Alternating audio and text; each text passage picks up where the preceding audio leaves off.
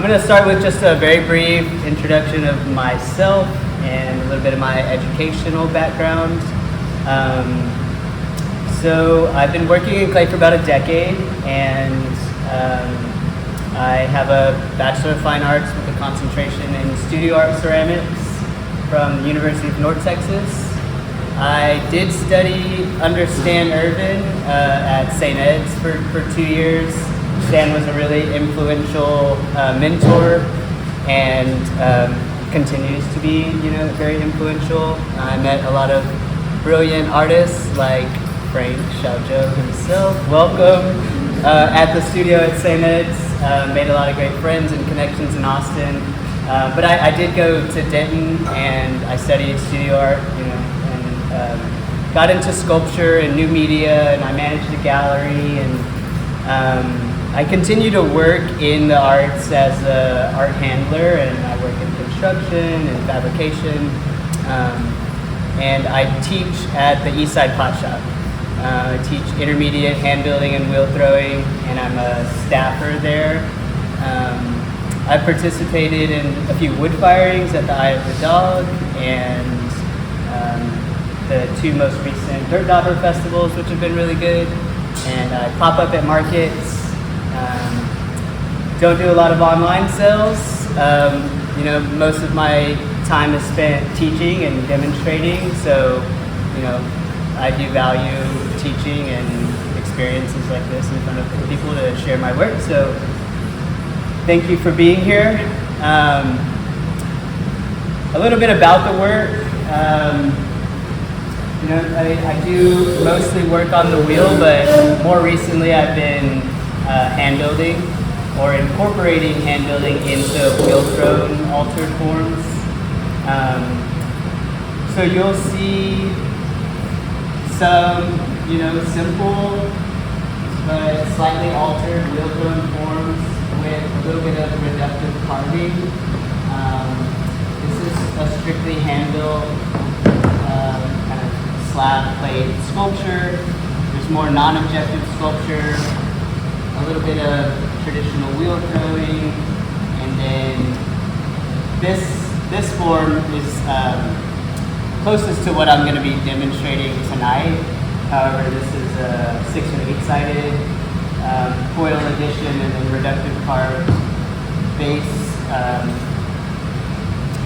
So these are wheel thrown cylinders, and then they're altered fresh on the wheel, and then they have time to set up to leather hard. So I brought this piece which I've prepared, and it is leather hard. It's a little bit soft, maybe in parts at the pre-leather hard stage, because I am going to do a lot of attachments to this, coil attachments. And I'm going to build it out to this stage here, a very kind of bulky, almost like 4x4 post. And then the clay will set up and get to a true leather hard. And at that point I'll carve it using primarily these surfform tools. These are mud tools. The rasp tool. So tonight I'm going to start on the wheel, just throwing a form similar to these 2. Each one of these is different. Most of the things I make are kind of one-off pieces. I don't really do a lot of production or reproducing of the same form. But I look for threads and kind of, things I like, and those sort of start to pop out to me, and I will pull them to the side and kind of make those with a little bit more consistency. So I'm going to be working with stoneware clay. It's B-Mix, and I'm going to have to wedge it up. This is a really stiff clay, so I'm going to prepare it a little bit to wedge it This is one of those clay bodies that is very plastic. A little bit on the firmer side, but you can kind of hear it like soften up. And it's very, very soft now. Yeah, what you're doing is sort of energizing the molecules, and they're vibrating, and they have a little bit of more movement to them.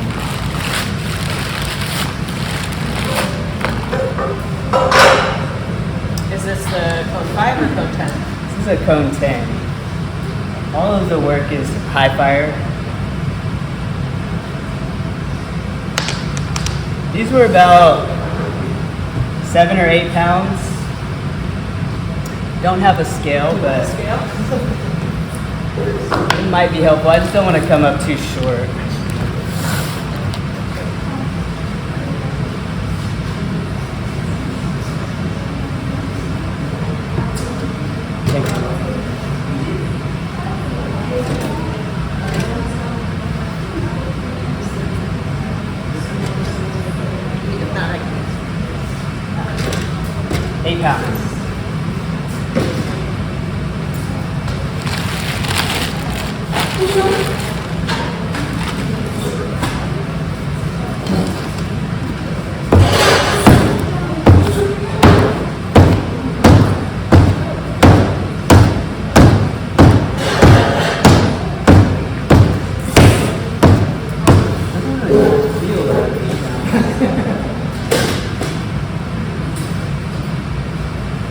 We'll go with it. If it comes up short, that's fine.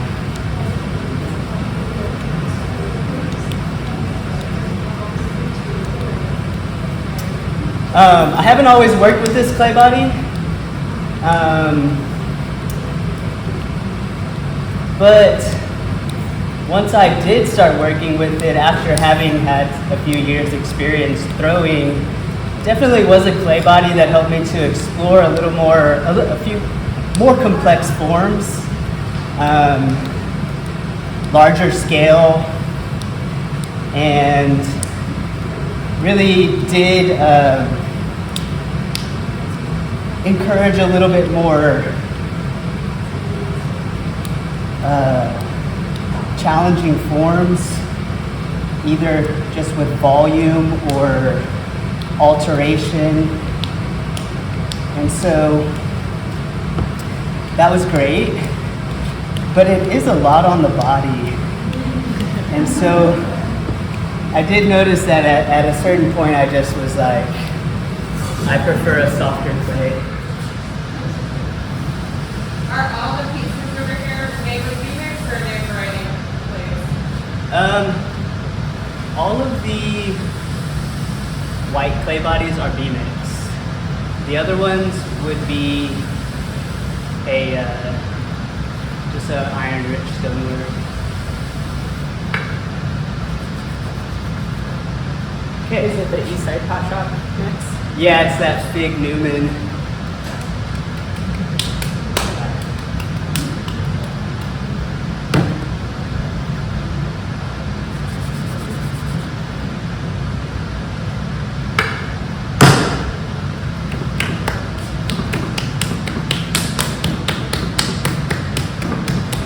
Going back to the clay a little bit, this is definitely a clay body that you want to spend time wedging very well, waking it up, preparing it like I did prior to wedging, and taking your time here with some dry centering, because it can kick you around.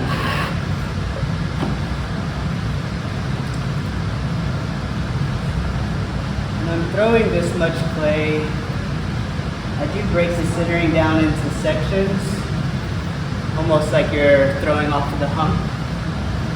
So center the top, center the middle, address that bottom third, and then go after the very bottom.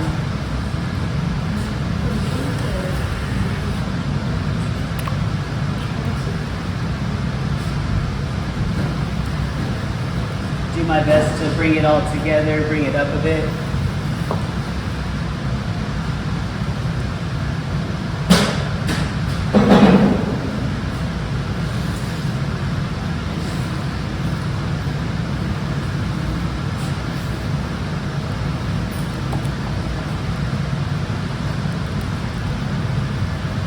I was demoing in class the other day and kind of realized that I start to throw enough clay, not really heavy enough to, so sometimes there's a wall behind me that helps,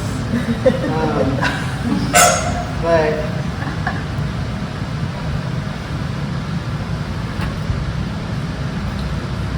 yeah, just with like pushing my own body mass or my own strength is not really enough to give it enough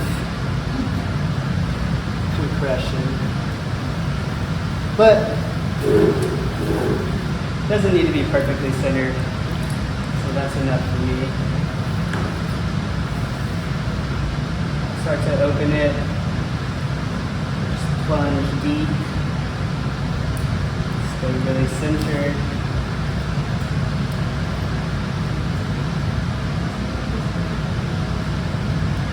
I like to plunge with my thumb because it's just a little more supported.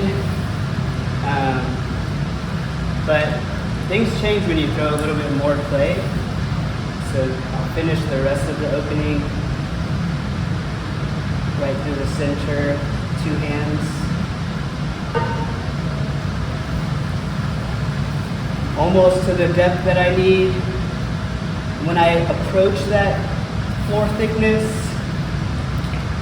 I'll start to open the floor a little bit just so that I have a good look at it.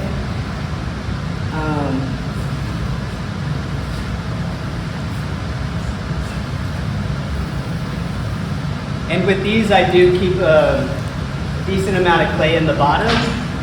And it's helpful to have a little bit of clay in the lower third of the pot.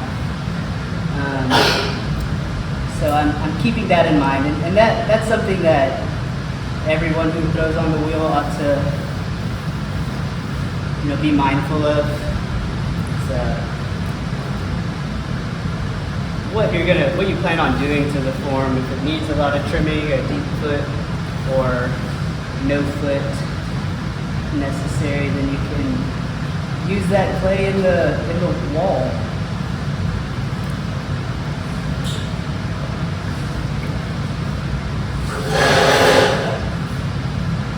So I'm just opening up the floor, moving that clay out, setting that interior diameter, which right now it's around 4.5 inches. Then I'm going to compress across that floor with a wooden rib.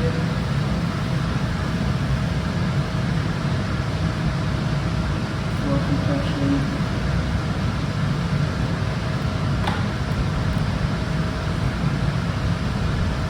I can leave the floor there, and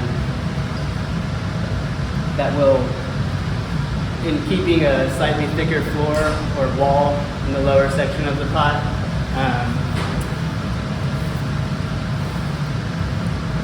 that will give me enough clay to throw a decent sized cylinder.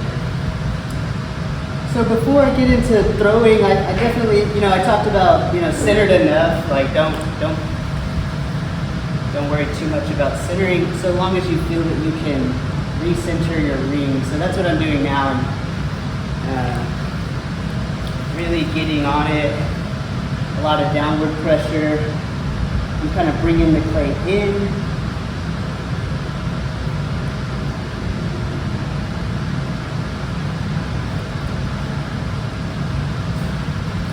And recentering.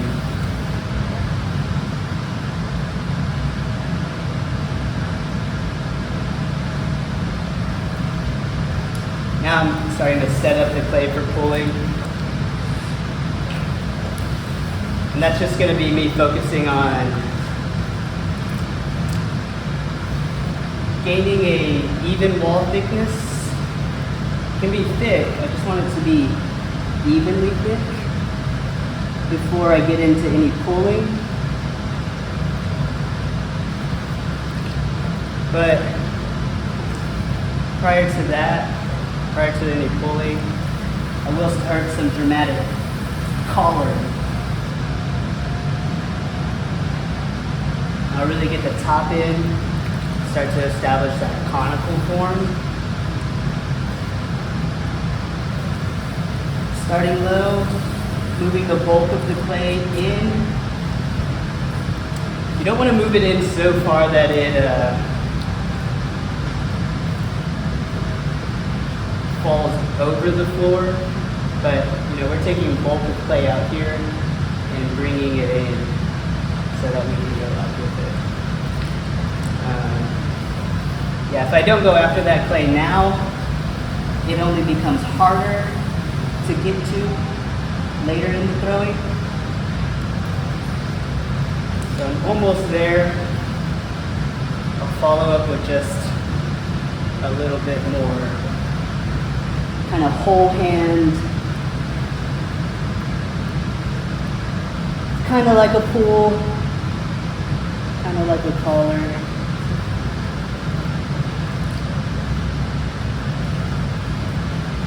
Collecting the slip, and I'll just throw it into the mist. I'll throw it to the inside of the pot so that I can slick the outside with slip and water, and then take that slip I collect and coat the inside of the pot.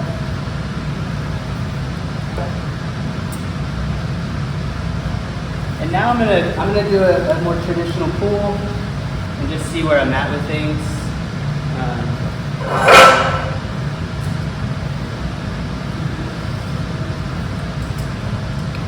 This is when I do start to add water with the sponge. Really focus low in the mass of clay. Get some clay moved over. And just start out, telling the clay what's about to happen.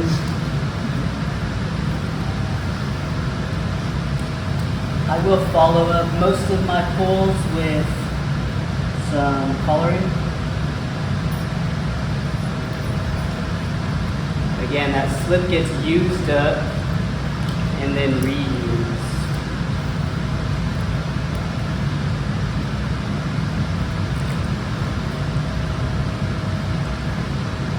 Try to talk about, what's going on in my head with between each pool, what I want to address prior to the next pool, and why.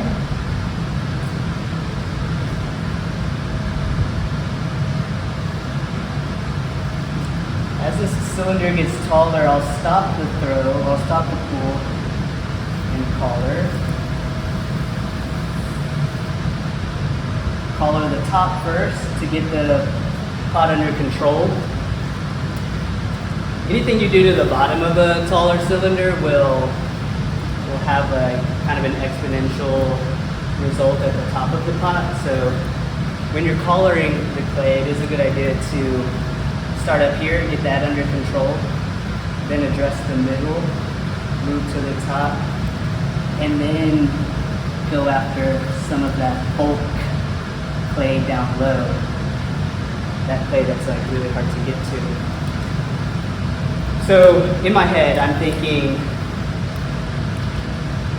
pause, breathe, relax the parts of my body that are tense, and collect the slip. Slick the outside. Grab the slip on the inside, and I have it all in my hand, and then I'm coating the inside of the interior wall. And I can use a little bit more of that on the outside. I'll supplement with a little bit of water and now I'm feel confident that I can go for a pool. So spin time down low, and respond with a lot of pressure from the inside. And now these pulls will start to get a little bit more productive.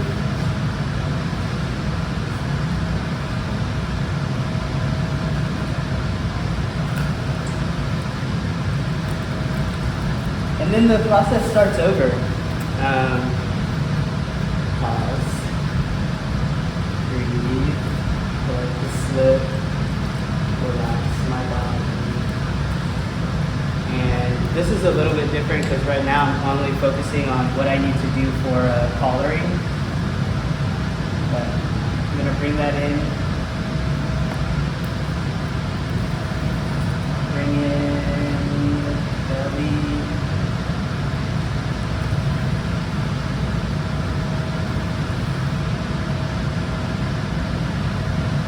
Can you talk a little bit about when you're pulling up, like how are your hands like in relation to each other, offset or together? Or? Sure. With this clay, I can have, so your hand should always be outside hand below the inside hand, but I don't want to say like mirroring the other, but not offset side to side. It's really important that your hands are not staggered side to side, but staggered outside hand below the inside hand is really critical for a pull. You're really not pulling unless you're staggering. It's funny because I teach the opposite. Really? Well, my theory is that you want to move the clay in one place. So if you push over here, then you push over here. Are you saying that? So my inside hand has more pressure, my inside hand is following behind and pushing it back out. Wait, your inside is under? Your inside is under? Yep. Well.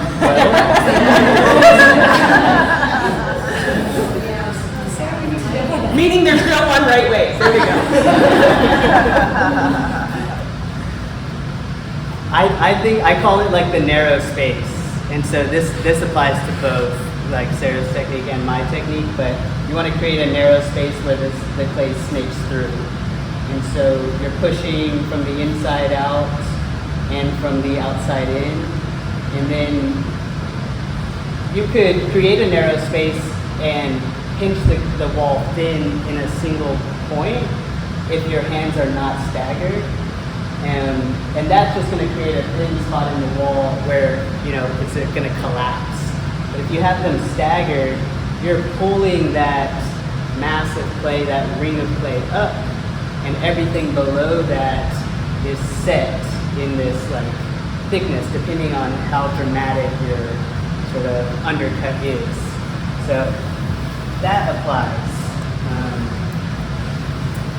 I'm going to try a different, kind of a more alternative pull at some point. Maybe not this one, but on the one afterwards. Let me know what you think of that. Pot's tall enough now that I have to be mindful of the friction on the top of my arm. But yeah, here we go. Inside hand is above. Outside hand is trailing.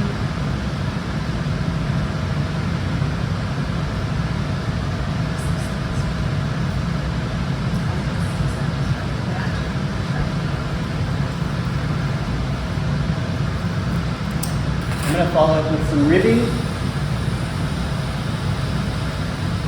This is going to strengthen the clay. Compress it through compression. It's also going to give me a lot of information with regards to wall thickness, evenness, if I have thin spots or thicker spots, and I can kind of work those out. You have to be mindful when you're using a rib that the clay isn't going to stick to the rib, so I slick the pot. I do add some water. I'm trying to just throw a cylinder here. So I'm using this long wooden rib and give some compression.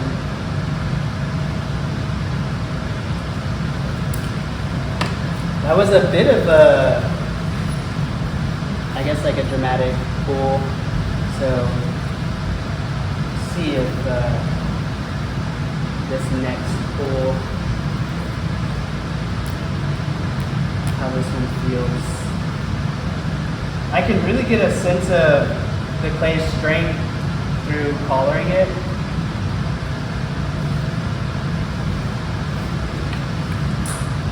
I don't want to push this too far because I am going to press it out from the inside. I'm going to stretch it a little bit. But I do want to use up the clay.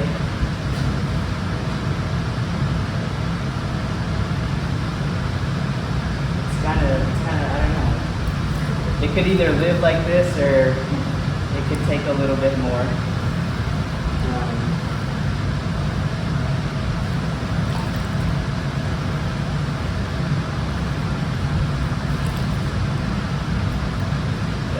Don't have as much slip accumulated right now, so I do need to work up a little bit of slip. Got some in here probably.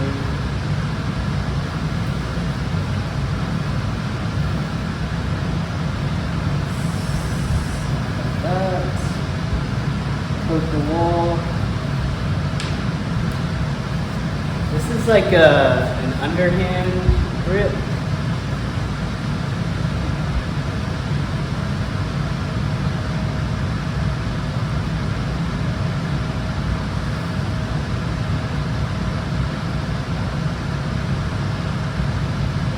It's a really productive tool here.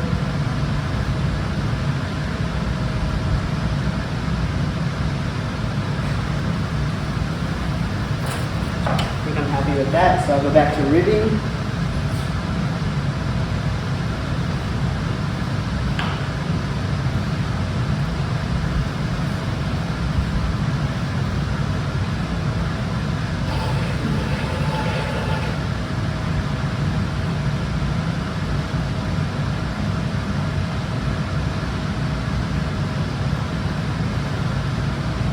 When I'm working this, a line in space or looking at a profile of a pot, I may be working right here, but my eyes are looking at the vanishing point of the pot, the silhouette of the pot.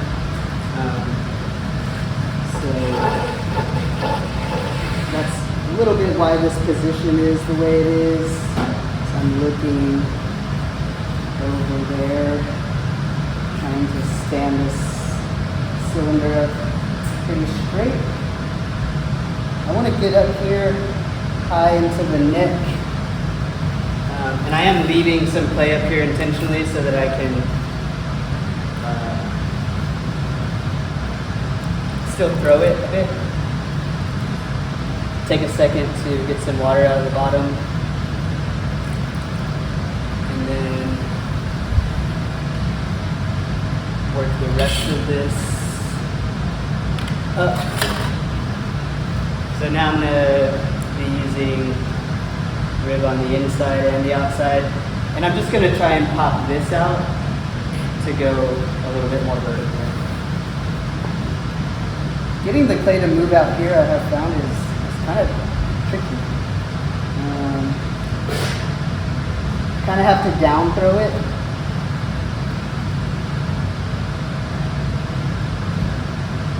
And then maybe just do a little combination of throwing up and down.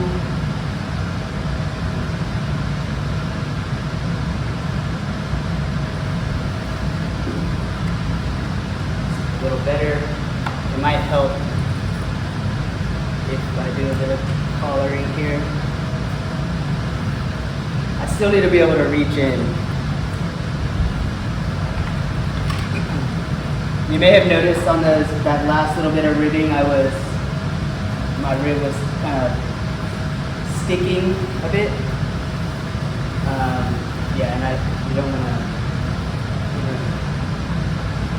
want to overwhelm the clay with any more water than is necessary, but you want to avoid the friction.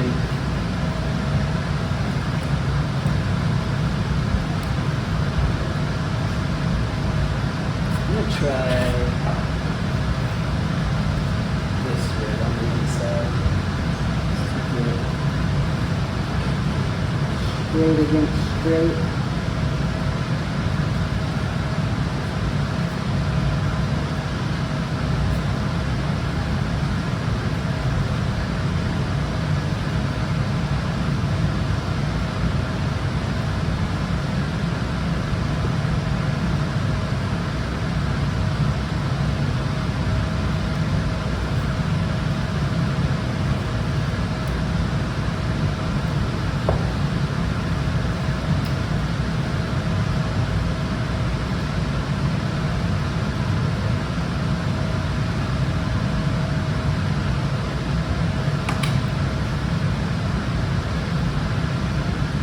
I'm happy with that, and so now I'm going to decide where the transition is going to occur and start to tell the clay, okay, right there, you are shoulder,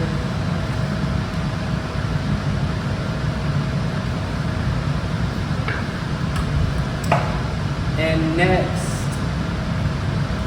I will lay out, this is where I'll lay out, whether it's going to be a 6-sided form or a 4-sided form, maybe 8 sides, but it's an interesting thing to play with because you're thinking about the circumference. So with how I set this cylinder up at this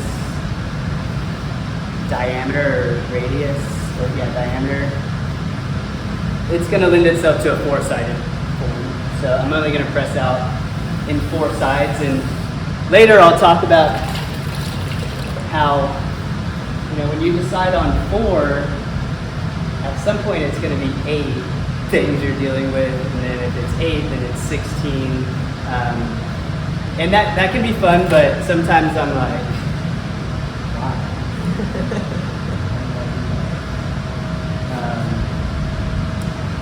So I'm making a mark that's going to be my kind of stop for the stretching. I'm just going to use the bat pins, make a mark on the bottom, translate that line up to the top, go on the opposite side, translate that line, and then go between them.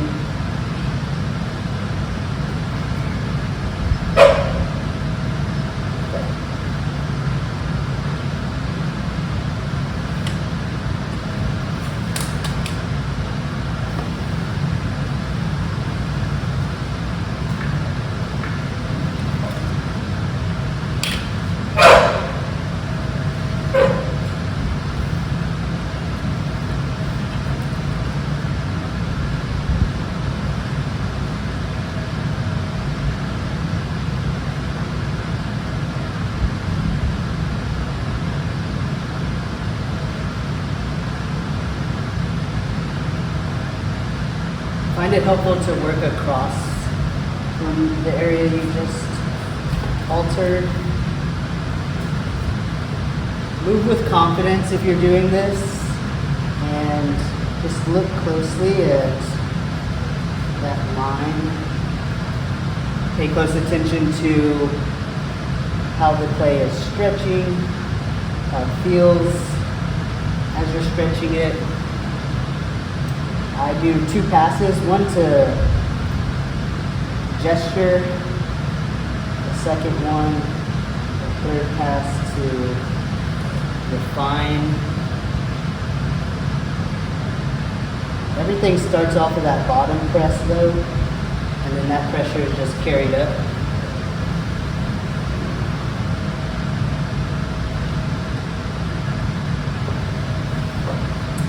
then I'll look to see if this box is a little askew, and I'll correct for that. So I am gonna throw this a little bit more.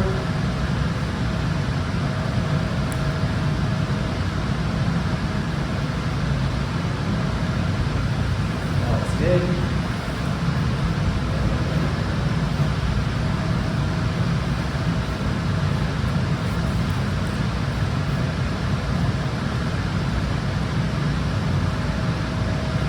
Collar in the clay.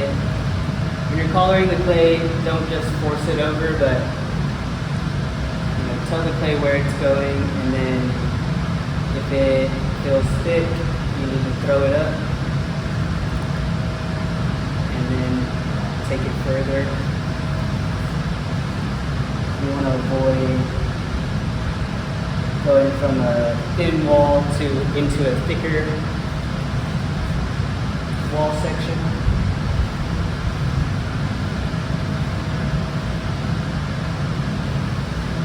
This is probably one of the funnest parts of making these pots. It's kind of deciding on what I do with the neck. I think a lot about access to pots and to volume, and I guess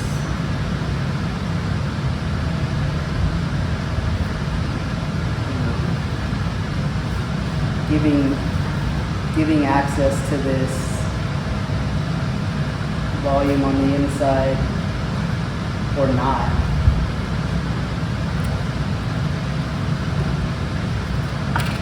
It's kind of like, I don't know, you're setting this pot up for the life it's going to have, the uses it might have. Something to play with glaze, texture. It's definitely something I think about. Glazing is really hard for me, admittedly. I don't know why. I think it's color that's kind of hard. But one way I think I sort of compensate or help myself enjoy the process is to have like under layers of texture, so that you can play with breaking glazes or glazes that flow into texture, and get a little bit darker in hue or lighter on the ridges, and then that creates depth, and depth of field is definitely something I think about a lot. And yeah, glaze is an incredibly beautiful material that has a lot of wonderful qualities to it that I find really interesting. And texture helps you play with that a little bit. This is basically done, so I'm going to move to the table in just a sec. And I could fuss with tops forever, so I won't. Give it a good undercut. Doesn't have to be pretty. A friend of mine said my pots have like an ugly phase. They go through an ugly phase before they get pretty. This is not. Everybody is like curious to feel it. You're welcome to. Either of these, because I'm not going to be working on these. I'm not going to be working on this one immediately, and I do have a few minutes to prepare some things for this one. But one interesting thing about these two pots is that this one, I'm able to reach in here and resist my coil pressure. So this one can happen a little bit sooner. It can be a bit softer prior to putting the coils on. This one needs to get a little bit more firm so that it can resist the pressure on its own. And I do tend to work with a slightly stiffer clay. I mean, B-Mix it's got a wonderful like working percentage of water in it from the outset, but I do tend to work with a stiffer clay. So what I'm going to do next is make some coils so that they can get attached.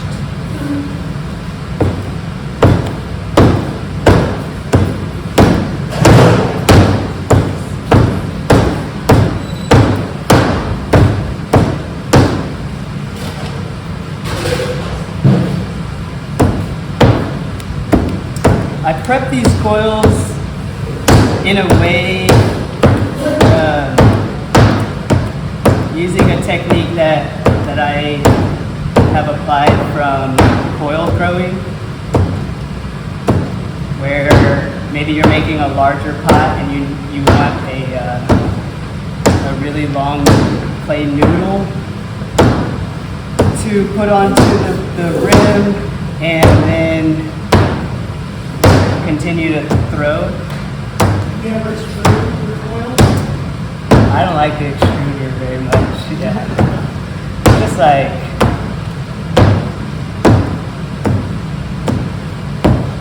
I don't know. I think a lot of what I do, is just like it's so much of what I do or what I enjoy about what I do is related to the process and techniques like this. I could use this technique anywhere in the world, in just about any space. And it's like the extruder is amazing. It definitely demonstrates the properties of clay in a really wonderful way. But I just like using my body, and that's what feels good. So it's not that I really like diabolically opposed to the extruder. Definitely don't need this much clay, but if I'm making those 6-sided forms, I'm gonna need a lot of length. So the way this works is you're lifting up one end and then dropping this back, and the energy is kind of moving this direction, so it thins the clay, and then you can play with both directions and get a good amount of clay. These don't need to be perfect because they get manipulated quite a bit, but I have found that this is a good way to kind of get things back into the round. I could roll this. It doesn't need to be this long. I could break it. That's kind of what I do. Is I'll take the big stock and I'll move to there, and then if I need it to be a little bit thinner, I'll roll that out. Cement board really does pull a lot. Yeah. I need this water anyways.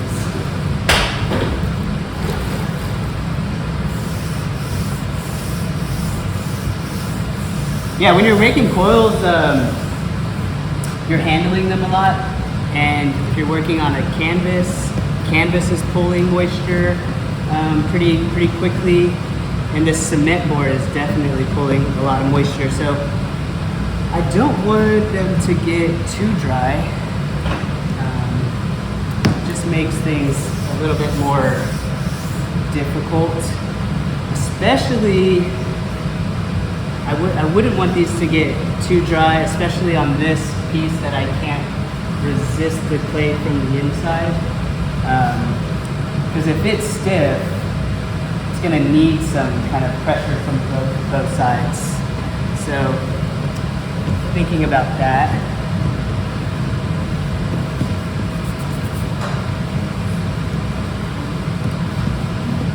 And 2 of these lengths ought to get me 4 sides, coils for 4 sides, and make them a little bit thinner.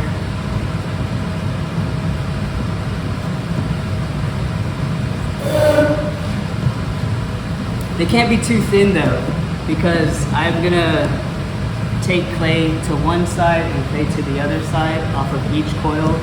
That's what I was talking about with 4 sides turns into 8.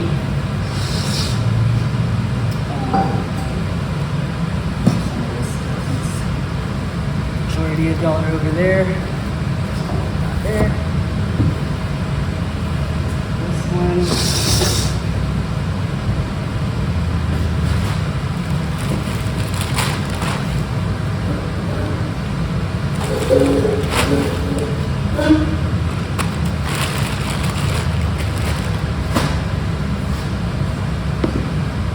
So I start everything I do to one vertice, I do to the others. So I'm starting with some slip. Then I'm gonna score. I'll go right on the edge and then to either side of the edge. Right on the edge and then to either side of the edge.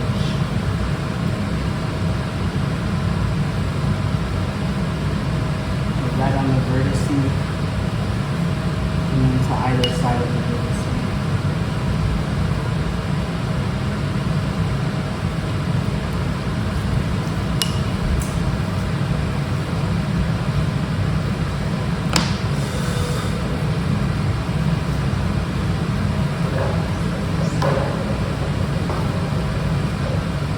Because this is stiff clay, you know, leather hardish, pre-leather hard. I'm putting slip on, then I'm scoring, and then I'm coming back, scoring through the slip.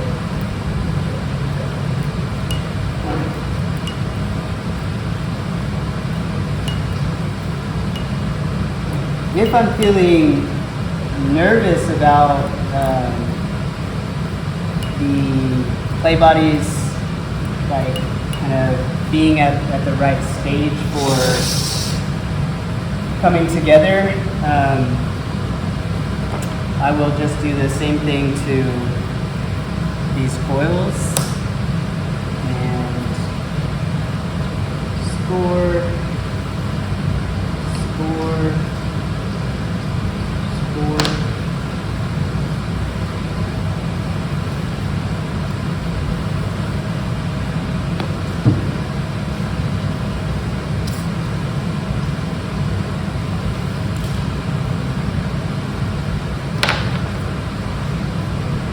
Okay, so now they're ready to go on. First I'm going to size it up. And then pinch that off. Then flip it over. And initially I'm just sticking it rough on there roughly. Definitely wanting to grab, which is good. So yeah, that's how it starts. And then I'm gonna come, being very considerate of the hand position, I'm gonna press this coil on. The vessel is holding up, which is good. When I follow up, I'm focusing, when I initially press the coil on, I'm focusing on the ridge. You know how I said I score the ridge and then I score off to the side. So when I'm initially getting the coil on, the focus of the pressure is right, I'm pushing the clay up against the ridge. And you know, there's some moving off to the side, but it's just not the focus of the press. And so as I work in stages, it helps me keep track of where I'm at, because it is pretty easy to get lost when I'm working on like an 8 or 10-sided piece.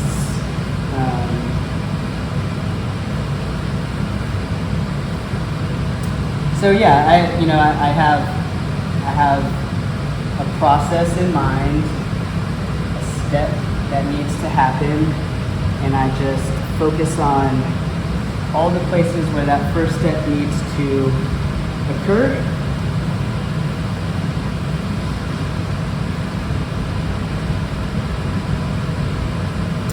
And then there's an intermediate step or a follow-up step that needs to occur, and that will happen in all the stages to follow. So what happens is I then move from focusing the pressure directly on the spine to then my fingers, and I'm focusing on this clay. I want this clay to now come down onto the pot and attach into that area that I've scored. So you'll see these ribs get a little bit wider.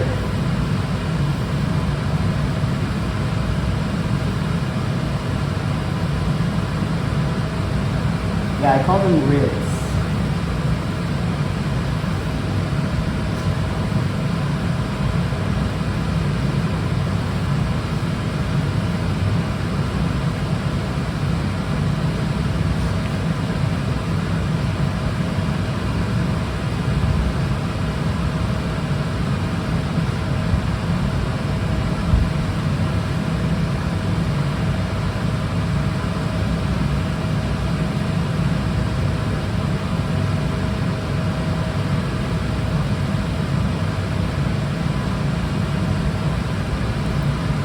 So that's stage 2.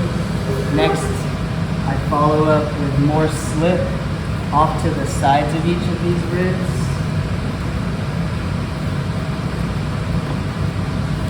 Oh, by the way, this is the ugly phase.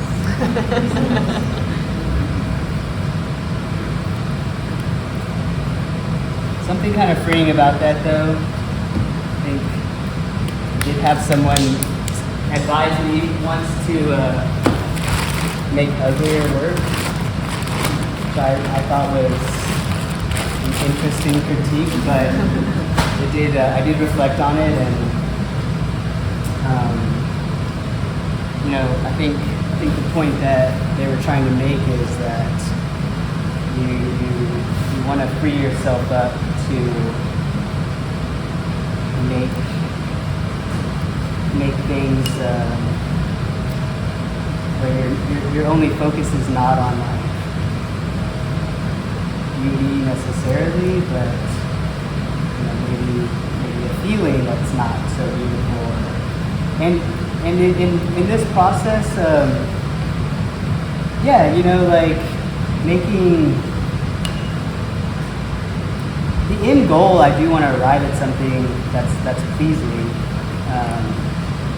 But if I'm not willing to get into an uncomfortable space, I don't know how often I'll like succeed at making something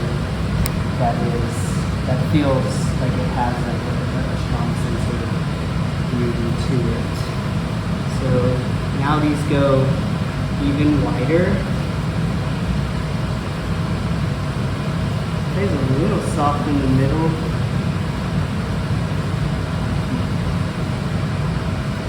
It's okay because I have enough bulk.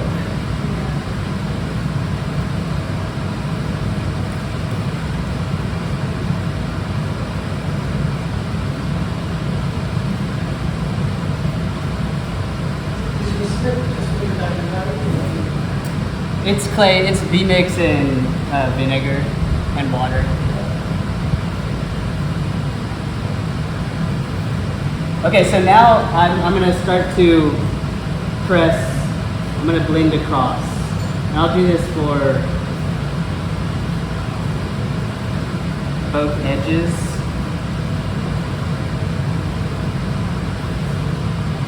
And I'll do it for the other side of the studio here with my left hand.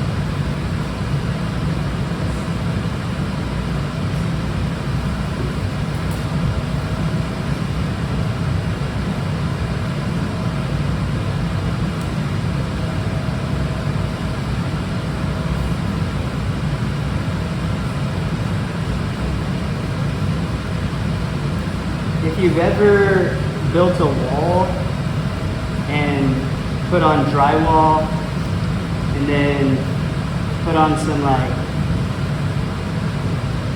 corner trim and then mud it over it, this is kind of what you're thinking about when you do that. You build up a corner with a lot of mud and you trowel up it from one side, trowel up it from the other side, trowel up it until you get this nice corner.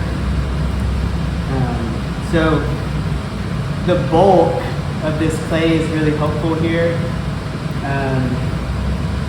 to help me get a strong edge, strong corner, like on this pot,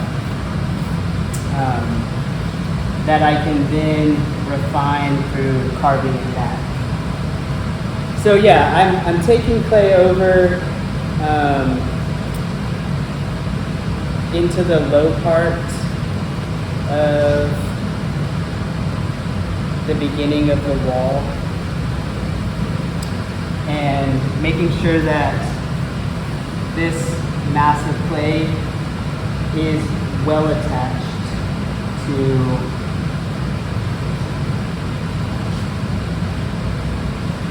the body. And sometimes I still end up with this little, the objective here is to have a flat side, right? And I am gonna address that with some paddling, but the objective is to smooth out these low parts. So I have a lot of clay on my edge. It's actually like more clay than I need. So now I'll start to take from the high ridge and I'll drop that right into that low part. And I just leave it there.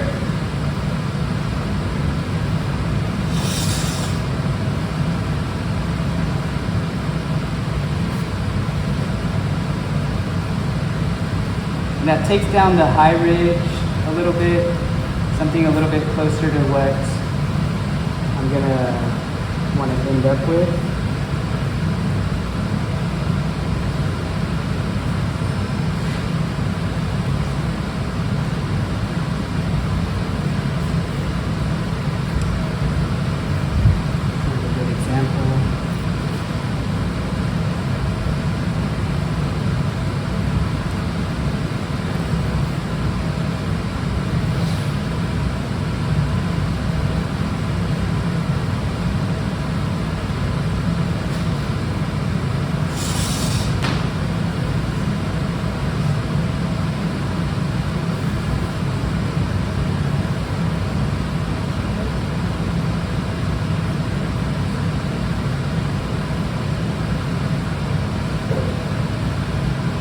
I do think this is one of the stages where I maybe underestimate quite how long it takes.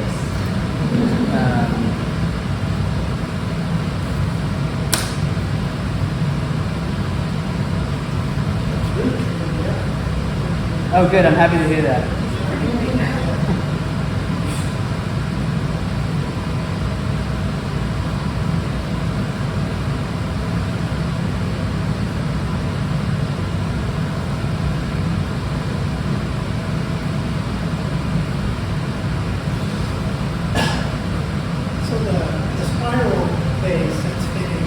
Yeah. Is that made by the same technique?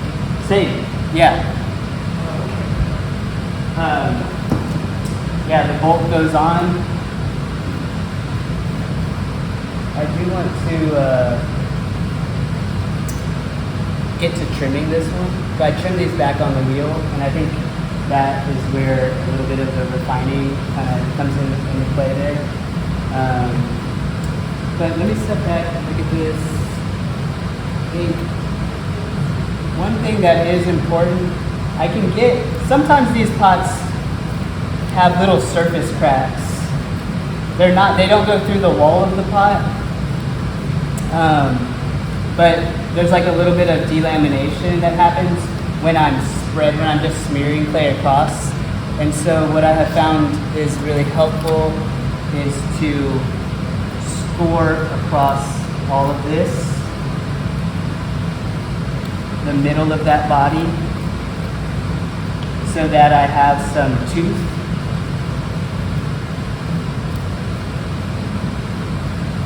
I think of this as it's like the scratch coat, brown coat in the stucco process, which is just a kind of rough application of stucco before a finish plaster goes on.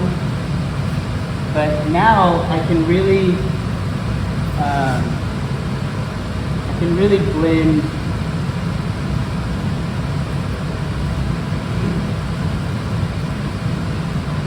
from edge to edge.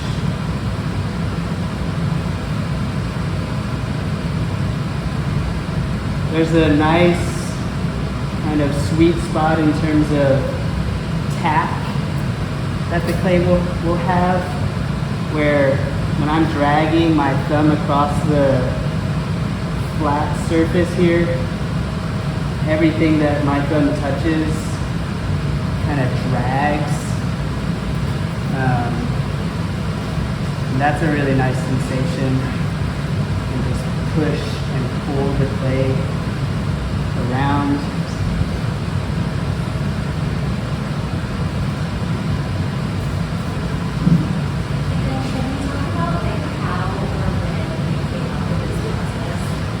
When I think about the glaze? No, how you came up with this process.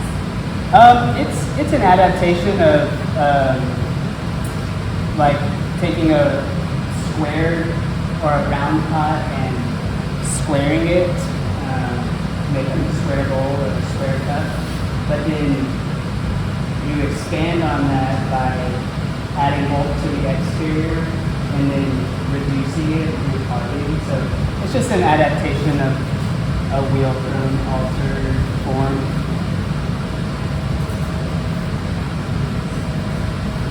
It really comes down to like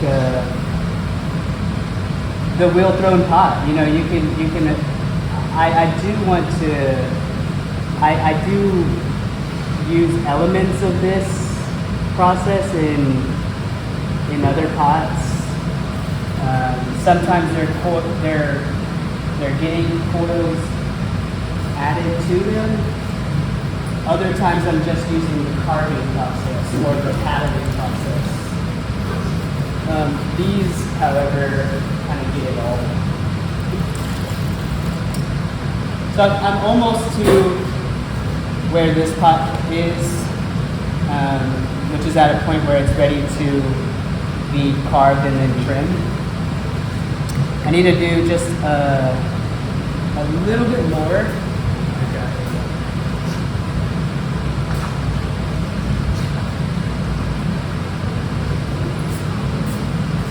Kind of a rake here.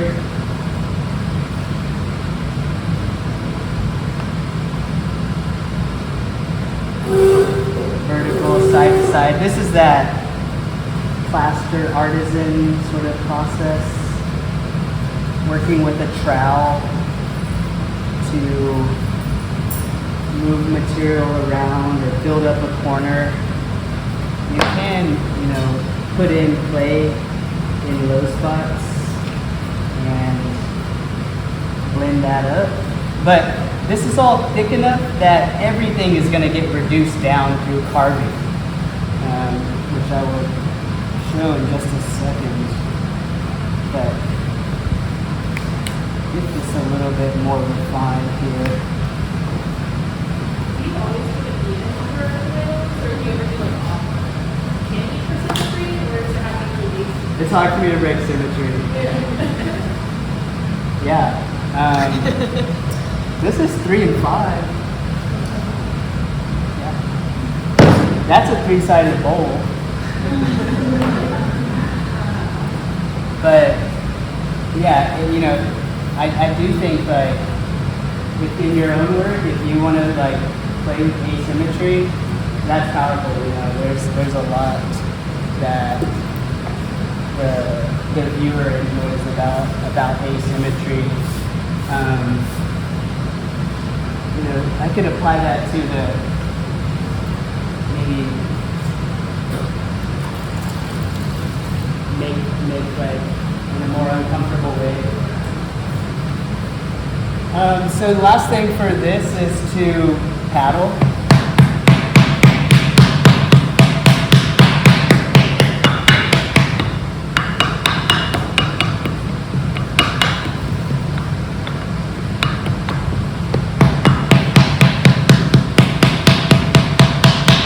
Studio mates will love you for this.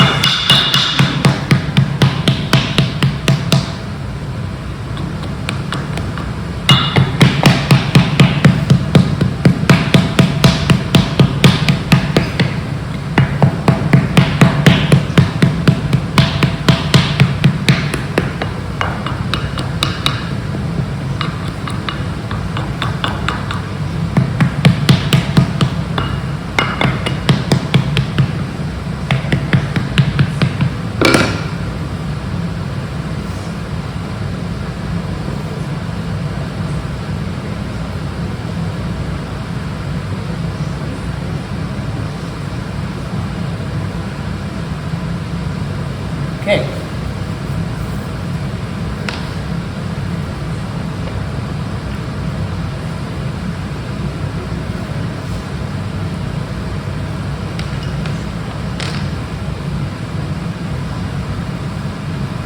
So that just lives like that until it dries out further to the point where you can use a surf form tool on it or a cheese grater. So yeah, here's a little bit of that delamination, little like kind of tiny surface crack right here, but it's really just where that clay's spreading over. They don't migrate, they just kind of stay there. And stare at you, leer in your direction. So yeah, this is actually like probably the funnest part. I'm just gonna make a mess.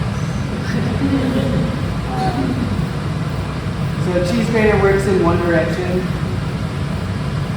kind of like a saw in that way, and focusing on flatness, but I'm also really looking at the corner. I want to make it to the corner. And when you use this, it shouldn't get gunked up in your tool. It should just spread. So I'll approach every side with this tool. The angle is really important, that you maintain some sort of drag on the same angle, the same plane. And one piece of advice working with this tool is move on. You know, do a little bit, then move on. Because it's really aggressive. And so you can, I mean, we've worked so hard to like build this out. Don't want to like take too much away, just want to take away enough. So that is my advice to you.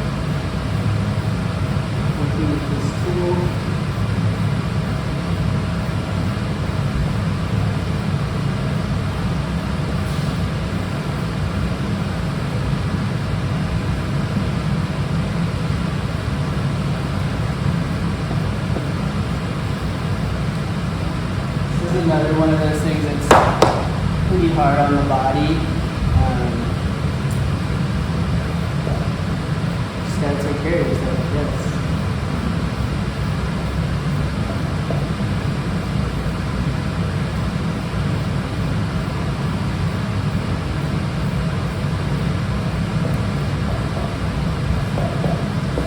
Things towards the bottom in about the like lower 3/4 inch range in this area.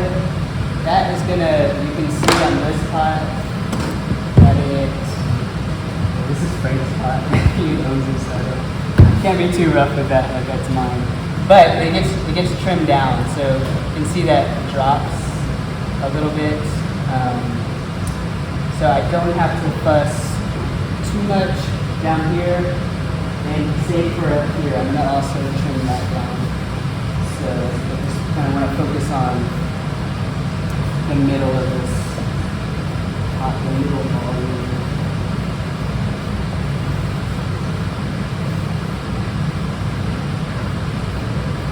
It's nice to be in a position where the stroke is just the same.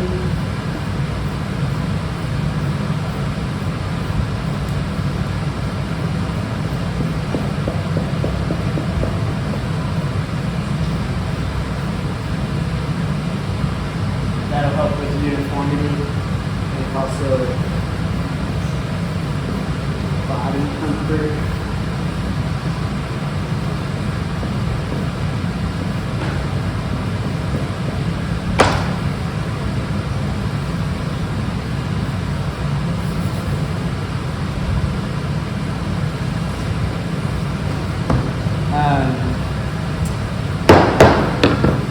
So next,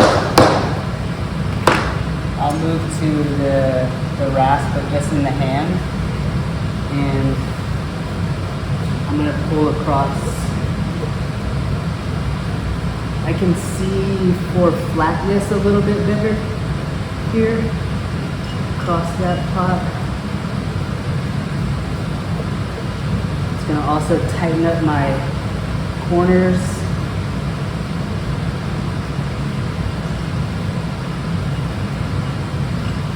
This clay is like perfect consistency. I commend myself for timing.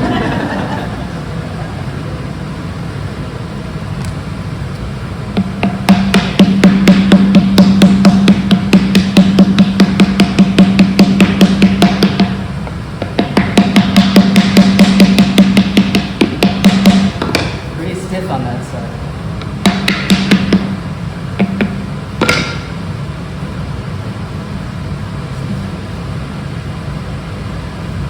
Little nick in that corner, just maybe in transport or something like that. This last pass is strictly decorative, just for kind of direction of the wood grain, so to speak.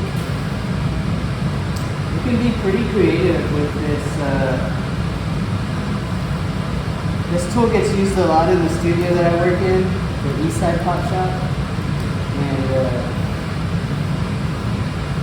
John Richter and I kind of have a lot of fun being like, oh, if you go this direction and this direction, follow up, you can get this nice kind of added layer of depth, cross hatching kind of. But yeah, this texture is important to me. And so when it comes to glazing, I don't want to cover this up. I mean, I want to glaze it, but this tool is not just strictly like for carving's sake. That's it.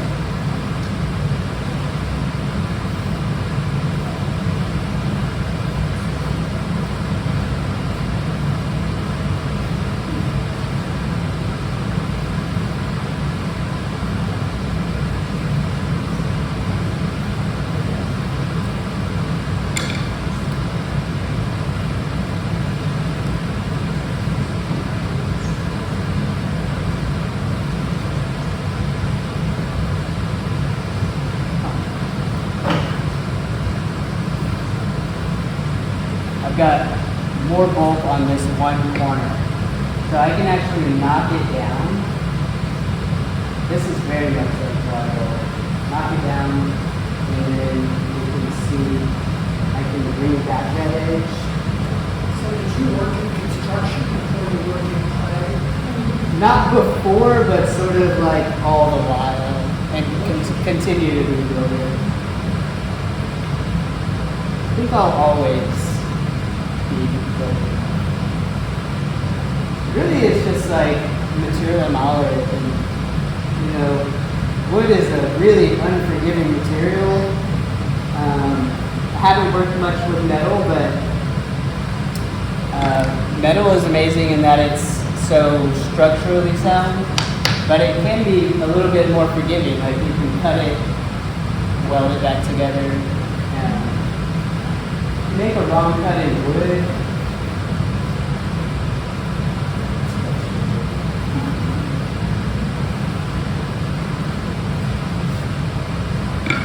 But yeah, I don't know, I guess a little bit of a like building science nerd.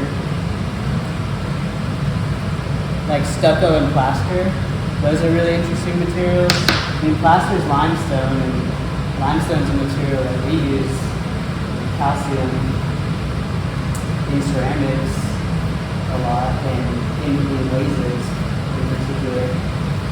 But it's like a high-end interior home finish too, and it's Texas, it's alive, it's antimicrobial.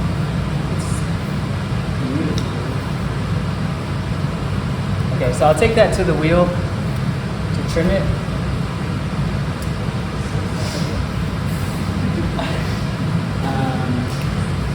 Any questions at this point? How much do you charge for one Like 220, 250.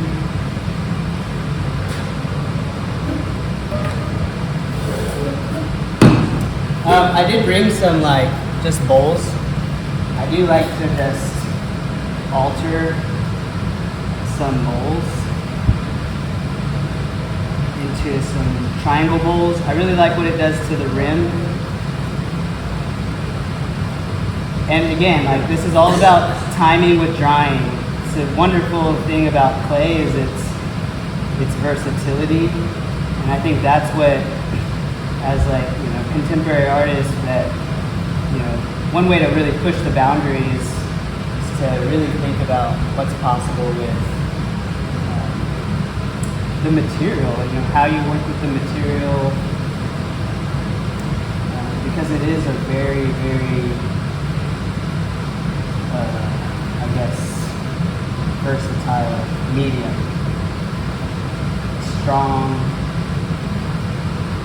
it's pliable at times. I like what that does to the rim. It kind of gives it this soft. And then I'll use the same carving technique rather than, I mean, I'll trim like a normal bowl, like foot into it, but I bring that kind of triangle down with some surforming. I do it with cups too. You know, a cup like this will get like tapered, and that's all just through surform, no trimming, just straight up, taking it down. I will do one thing to help me, and that is to set the bottom diameter. So I'll just put it on banding wheel and mark an interior diameter. Usually I'm looking at the interior of the cup, and then I'm running my fingers against that wall, and then where I'm imagining like where that would pop through onto the bottom, and then that's where the bottom of the ring goes. And so then I'll just, these are thrown with a little bit of bulk in them, so I can approach it, just take this down to that diameter. I can go from this side to you know, I have that line, that kind of boundary to work off of. And it's the same informed decision making as when you're trimming. You know, you're thinking about how much clay did I leave at the bottom, and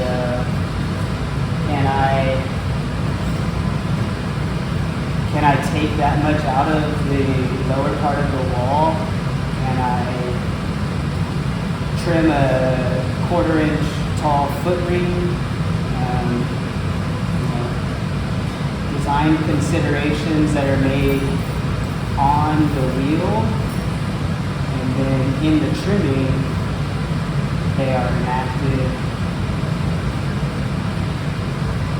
But yeah, it's a really aggressive tool, and I wasn't always this confident with this tool. Definitely took some time.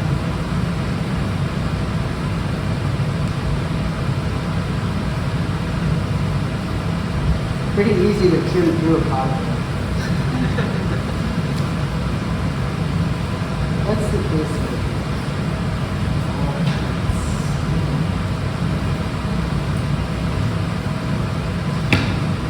Now that this feels a little bit better in the hand.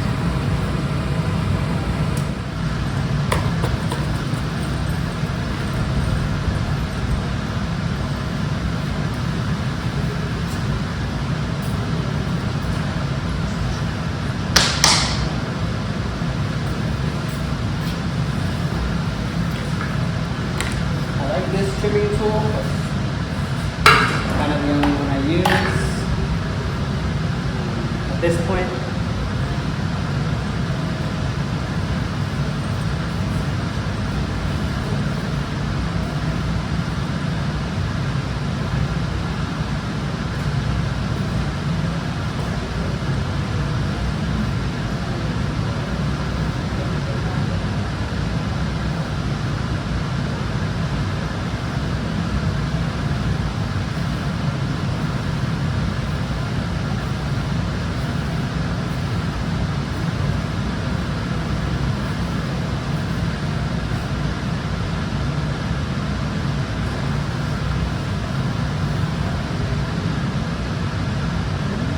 The thing that's kind of worrying me right now is like the squareness of it doesn't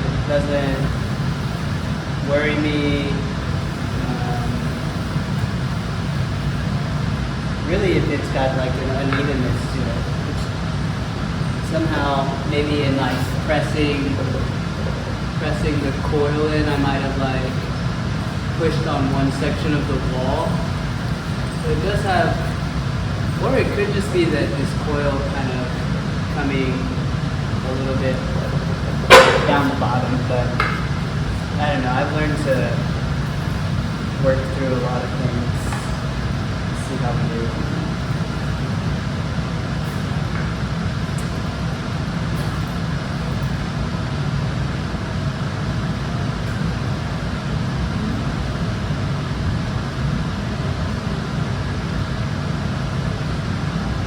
Drawing some concentric circles just to see how things are fitting.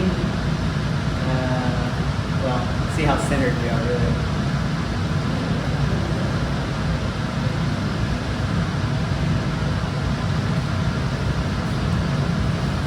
I think that's it. So first thing, before I take any clay out of the bottom, I'm gonna address the edges, the outside of the piece. A lot of downward pressure here.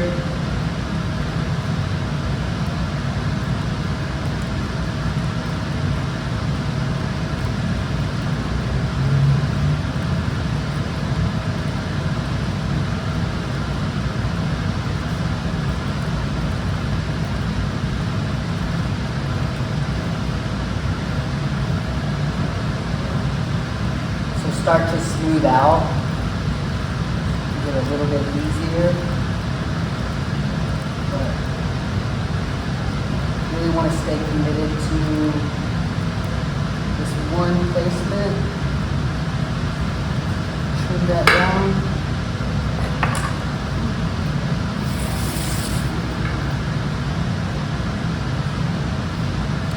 That's going to give it a lip on the bottom. Yeah, that's nice. I think that's enough for me. And so,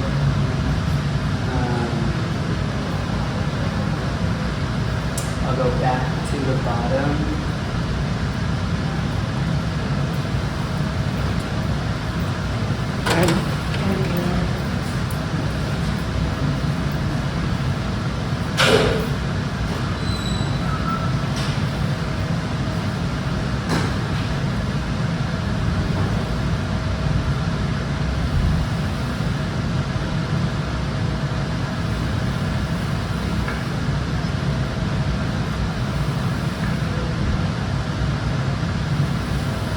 This thing's so tall that I can't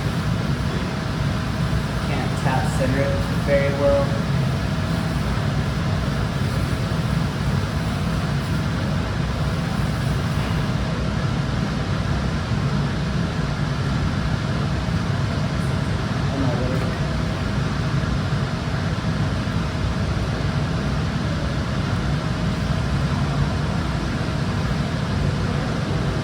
Yeah. So now I'm just going to take clay from the bottom, start towards the outer edge.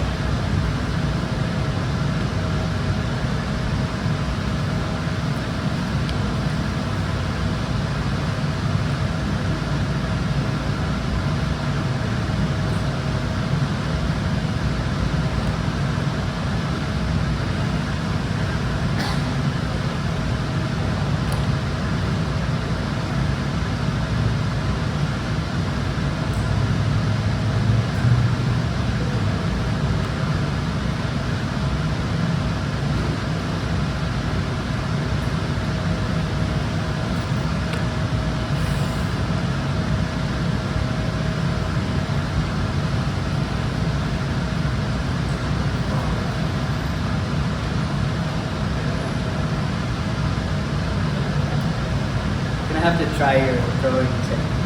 I'm still thinking about it. I can see going the other way, but I've been wanting to just practice throwing the other directions. Totally kind of back to beginner. I was interested in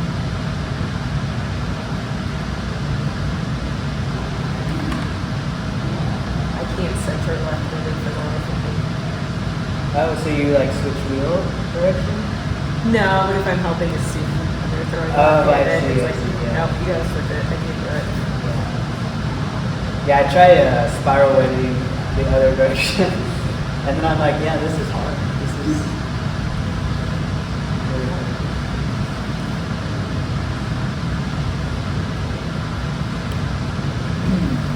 So I can always go back for more because I keep these thick. When I trim, I got like maybe quarter inch out of here. When I trim, it kind of exposes some softer clay, and then the tool wants to kind of hump and slump. So I don't want to leave a lot of thickness down there, but I'll go back to it once it's a bit drier. So now trim the top, the shoulder. It's also hard to tap center a square.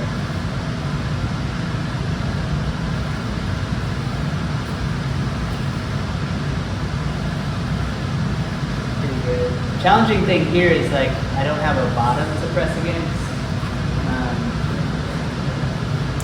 I don't know what I can do. Figure something out.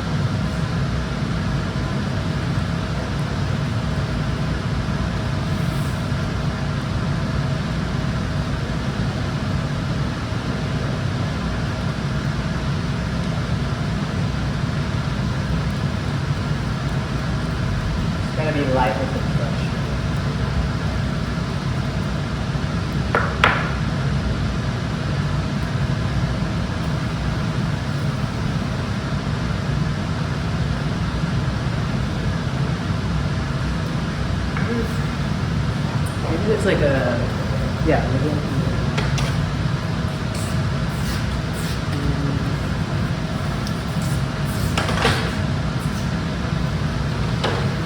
small bags.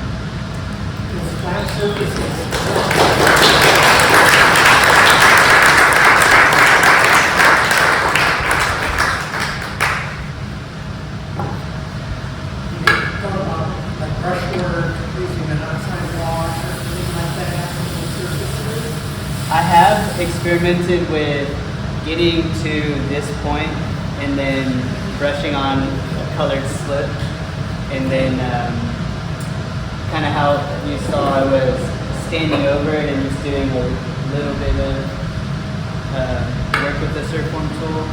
That can create a little more contrast in the texture. Brushwork, I don't really get into very much.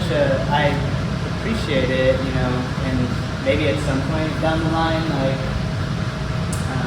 I do enjoy like pots that have like nice grasses or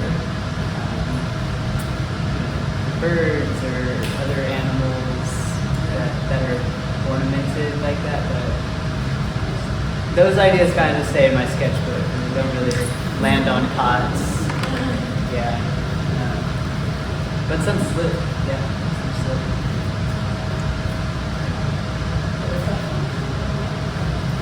So,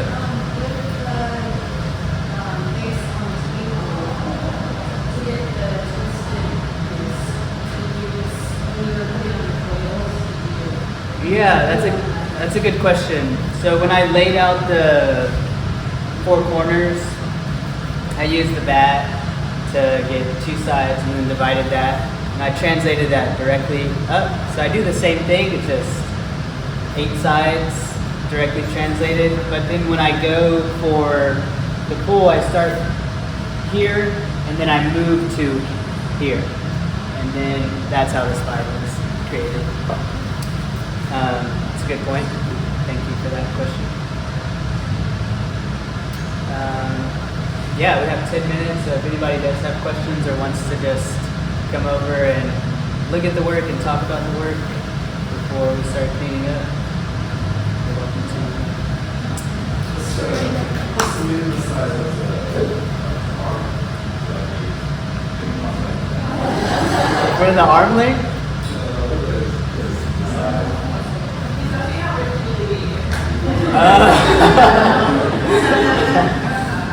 Yeah. I don't know. Hit the gym. Hit the gym.